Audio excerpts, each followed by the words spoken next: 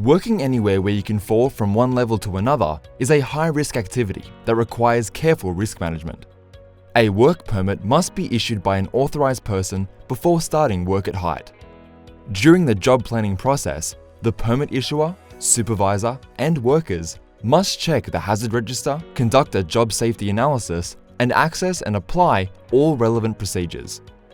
The supervisor must also make sure that workers have been fully trained and understand the requirements of the task. Personnel conducting work at height must be fit for work and not affected by drugs or alcohol. When working at height, you must secure tools and materials to prevent items falling from height. Position a trained spotter or sentry on the ground for the duration of the work. Have a rescue plan and height rescue equipment at hand. And place warning signs and barricades around the work area. If using scaffolding, it must have an approved scaffold tag and handrails and kickboards fitted.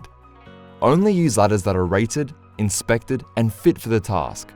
Ladders must be secured at the top, and fixed ladders should have fixed barricades fitted. Only use tested and tagged fall protection equipment and always inspect it before use. When wearing a full harness, make sure that you are connected to an anchor point that has been installed and certified by a competent person. If possible, access elevated work areas using equipment such as an elevated work platform.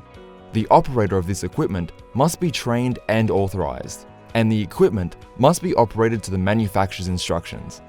A fallen person suspended in a harness must be rescued without delay, as suspension trauma can be fatal. Make sure all workers know and understand how to enact the Work at Heights rescue plan. Rescue plans should be developed in collaboration with the emergency response team.